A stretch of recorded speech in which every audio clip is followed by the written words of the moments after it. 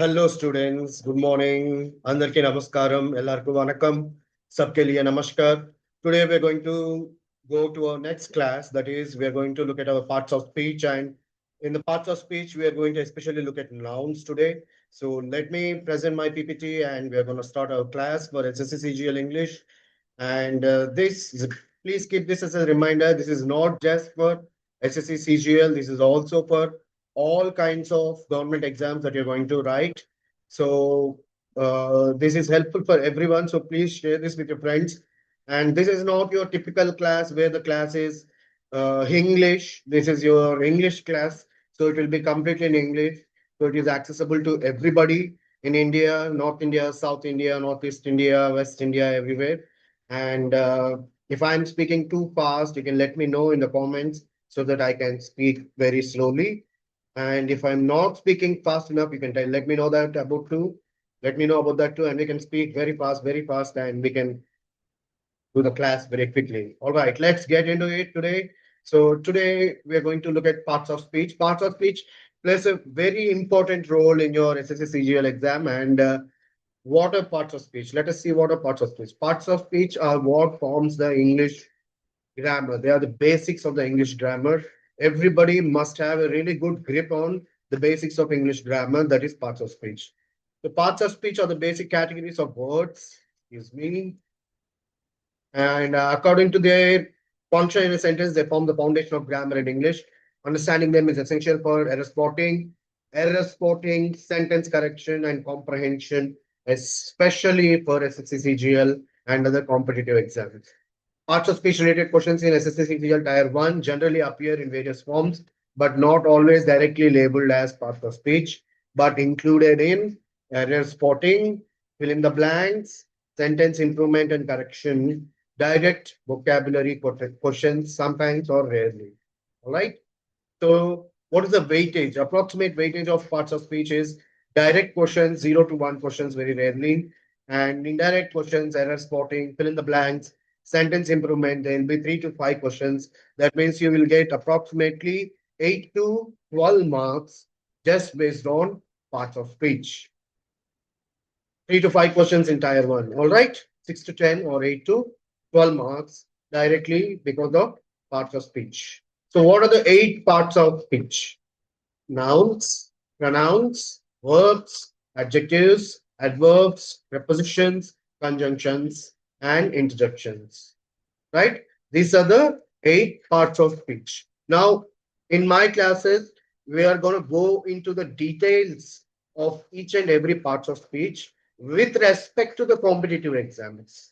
Okay, with respect to the competitive exams, like how they are going to ask us questions, what is the structure they are going to ask us questions, what are the mistakes that we're going to make in each and every parts of speech. We're going to look at them, and today we're going to look at what are today we're going to look at nouns, but first let us see what are parts of speech, right? We need to know what each and every parts of speech means. So take a note of this chart. Take a note of this chart. This chart is very important for you. A noun is a person, a place, thing, or an idea. A pronoun is a word that replaces a noun. An adjective is a word that describes a noun. An adjective is a word that describes a noun. Okay. A verb is a word that expresses an state or an action or state of being of a verb. And I'm sorry, an adjective, a verb is a word that expresses an action or state of being. An adverb is a word that basically describes a verb. Adverb describes verb. Okay. Or an adjective or another adverb. Okay. And preposition is a word that shows the relationship between words. Conjunction is a word that joins words, phrases, or clauses. And interjection is a word that expresses emotion. All right. So today we are going to see about nouns. So a noun is a word that is about the name of a person or a place or a thing or an idea or a quality. In simple terms, if you can see, touch, feel, think, or talk about it, it's likely a noun.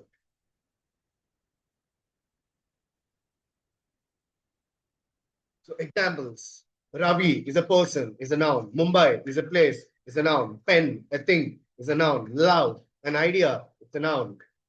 Identify the nouns in the following sentence. Delhi is the capital city of India. He listed swimming as one of his hobbies. Note down these two sentences and I want you to tell me what are the nouns. What are the nouns in these two sentences? All right. Next, what are the types of nouns? There are proper nouns, common nouns, collective nouns, abstract nouns, material nouns, countable nouns, uncountable nouns, and gerunds. All right. Proper nouns, common nouns, collective nouns, abstract nouns, material nouns, countable nouns, uncountable nouns, and gerunds. Now don't panic. Don't panic. Oh my God, sir, English syllabus is so much, and in just parts of speech, in just nouns, there are so many. How can we do that, sir? Right? You might get confused. Do not worry at all. I am here for you. I am going to take you through the journey. It is going to be very, very easy. All you need to do is practice. All you need to do is listen carefully to my classes and pay proper attention to my classes, and you will be able to answer any questions regarding nouns after listening to this class. All right? Don't worry. So, what are proper nouns? Proper nouns are specific names of a person or a place or a thing.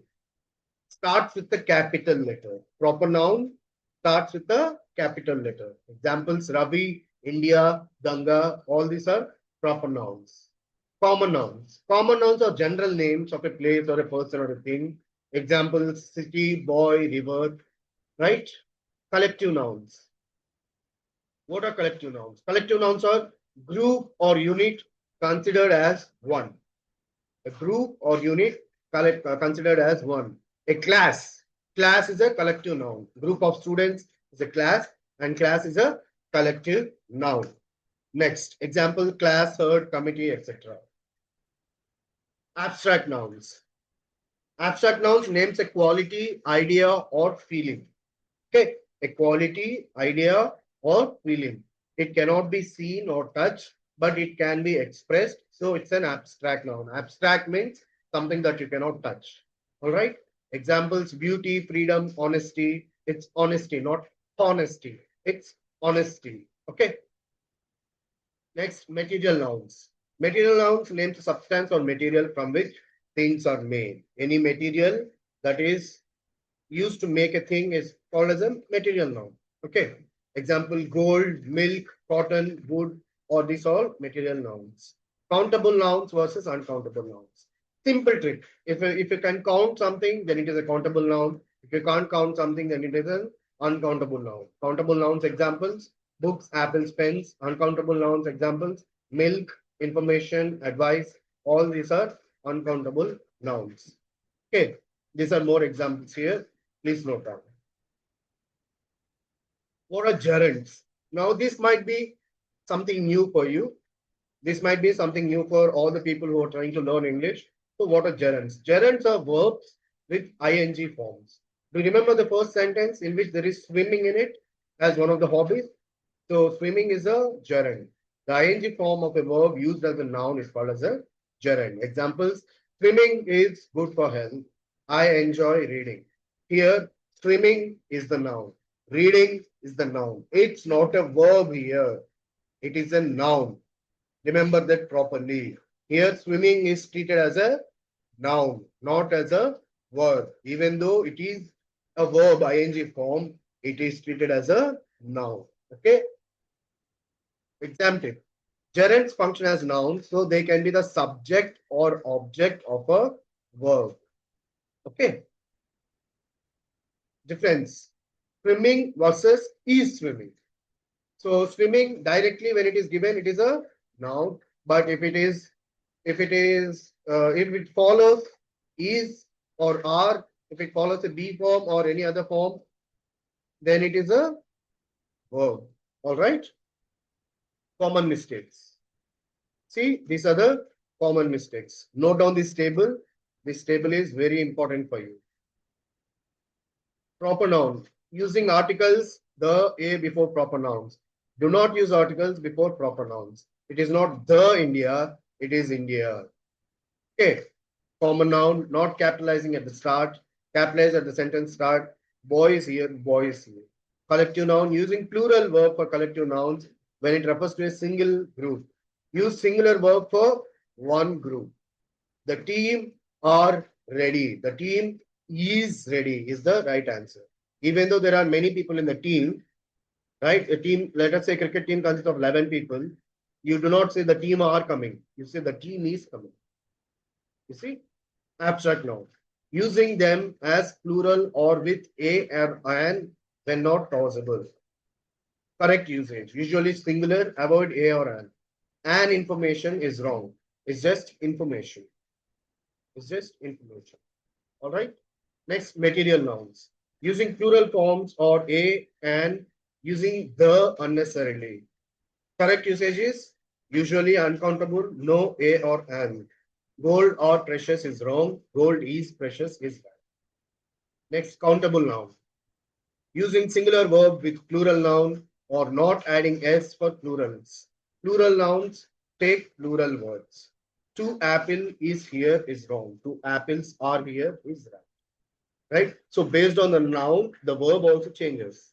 If the noun is singular, the verb is singular. If the noun is plural, verb is also plural. Right? Uncountable noun. For uncountable noun, making uncountable nouns plural or using many instead of much is a wrong way. So in the correct way is no plural, use much or little. Many informations is wrong. Much information is right. Okay. Gerund. Treating gerund as a verb instead of a noun, using to plus verb instead is wrong. Whereas gerunds act as a noun, subject or object. To swim is fun is wrong. Swimming is fun is the right sentence. In the next video, we will continue about this. All right. Thank you.